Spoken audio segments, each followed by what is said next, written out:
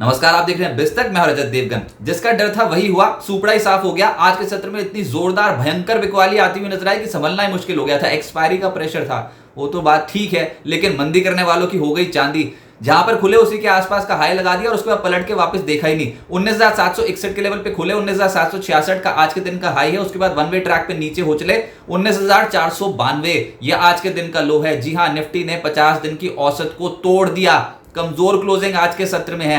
Nifty bank भी नीचे हो गया लगभग 300 पॉइंट्स। तो आज अक्रॉस द बोर्ड बिकवाली देखने को मिली। क्यों मचा ये हड़कंप? देखिए, एक तो चौतरफा बिकवाली थी, कोई ऐसा सेक्टर दिखाई नहीं दे रहा था जहां पर आज खरीदारी हो रही हो। अक्रॉस द बोर्ड बिकवाली थी। सबसे ज्यादा पिटे हैं आईटी स्टॉक्स, और ये बात सही है। कल मॉर्गन स्टैनली की एक रिपोर्ट आ गई थी जिसमें उन्होंने आईटी स्टॉक्स के टारगेट्स को रिवाइज कर दिया था, अपर साइड पे अपग्रेड कर दिया था बहुत सारे आईटी स्टॉक्स को, लेकिन संभलना मुश्किल था। आज आईटी के लार्ज कैप स्टॉक्स पिट गए, मिड कैप स्टॉक्स पिट गए। इसके अलावा बाजार को किसने गिराया? रिलायंस इंडस्ट्रीज सबसे ज्यादा दबाव डाल रहा था। इन्फोसिस, आईटीसी बहुत दबाव डाल रहे थे। एशियन पेंट्स और टीसीएस की भी हालत टाइट हो गई।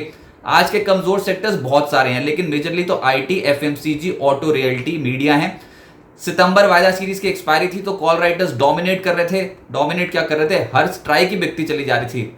कोई पुल बैक आए भी तो सही, कोई पुल बैक ही नहीं आया मार्केट में। इतनी स्ट्रॉन्ग बिकवाली थी। इंट्राडे में निफ्टी ने 19,550 का स्तर जैसे ही तोड़ा, दैट मींस 50 डेज की औसत के नीचे जाके हमने क्लोजिंग दिखाई है, और ये कहीं ना कहीं टेक्निकल टर्म्स में कमजोर है। आज निफ्टी का सबसे ज्यादा पिटने वाला शेयर कौन सा था? टेक महिंद्रा। चढ़ने वाला कौन सा? एलएनटी। पिछले कुछ दिनों से एलएनटी संभालने की कोशिश कर रहे हैं, लेकिन बेचारे अकेले से कुछ हो नहीं रहा। आज तो आईटी स्टॉक्स बहुत बुरी तरीके से पिटे। निफ्टी के दिग्गज पिटे। टेक महिंद्रा लगभग 5% नीचे, एशियन पेंट्स 4% से ज्यादा। देखो एशियन पेंट्स की आज हालत। इसके अलावा LTIM 3.5% टूट गया। डिविस लैब्स, ब्रिटानिया जैसे स्टॉक 2.5% से 3% करेक्ट हो गए। आईटी शेयर्स में large cap, mid caps across the board बिकवाली थी। टेक महिंद्रा 5% नीचे, LTIM 3.5% टूट गया, एम्फोसिस 3.5% नीचे, LTTS, विप्रो, इन्फोसिस 2% से 2.25% का गोता लगा गए। हैप्पीएस्ट माइंड्स और बिरला सॉफ्ट की भी हालत आज के सत्र में कमजोर हो गई। लगभग 3.5% से 4% के आसपास का डेंट पड़ गया। एफएनओ में गिरने वाले आज फिर से आपको आईटी दिखाई देगा। टेक महिंद्रा सबसे ज्यादा पिटा हुआ, और ओपन इंटरेस्ट में भी बहुत तगड़ा इजाफा देखने को मिलेगा अक्टूबर सीरीज में। और ये बात सही है कि जिस तरीके की, जिस क्वांटम की बिकवाली है ना 5% की, इसको उभरने में टाइम लगेगा। एशियन पेंट 4.5% टूट गया आज। एम्फोसिस, इस स्टॉक में भी लगभग 4% के आसपास का क्रैक पड़ा। मैरिको, कमिंस, ये कुछ ऐसे स्टॉक्स थे जो आज ढेर हो गए।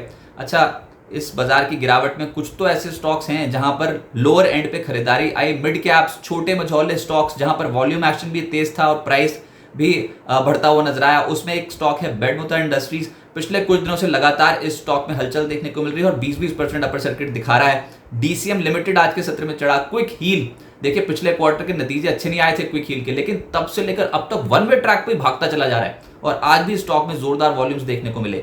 खादिम वॉल्यूम्स के साथ चढ़ा है। एचओईसी शुरुआती सत्र में ही चढ़ गया था, फ्रीज हो गया उसके बाद। सिरमा एसजीएस में आज वॉल्यूम बहुत तगड़े देखने को मिल रहे थे। 10 दिन के औसत से ज्यादा वॉल्यूम्स आज बीपीएल लिमिटेड में देखने को मिले। एमसीएक्स में इनका 3 अक्टूबर को नया कमोडिटी डेरिवेटिव प्लेटफॉर्म लॉन्च हो रहा है। एमसीएक्स में आज के सत्र में अच्छा एक्शन था। और फिनोलेक्स केबल्स, ये एक और स्टॉक था जहां पर प्राइस और वॉल्यूम एक्शन तगड़ा देखने को मिला। लेकिन मार्केट अब अनस्टेबल है, क्योंकि हमने इंपॉर्टेंट एवरेजेस को ब्रीच कर दिया है, तो उभरने में टाइम लगेगा। और जिस क्वांटम से चढ़ रहे थे सितंबर सीरीज में, ऑलमोस्ट सारे गेन्स वाइप आउट करते हुए नजर आए। तो ये सीरीज अच्छी नहीं कही जाएगी, ऊपरी स्तरों पर दबाव आता हुआ नजर आया। हमने आपके सामने एक लिस्ट रखी है स्टॉक्स की, लेकिन किसी भी निवेश से पहले अपने वित्त सलाहकार की राय जरूर लेने, और बिजनेस अपडेट्स के लिए देखते रहें बिस्तक। नमस्कार।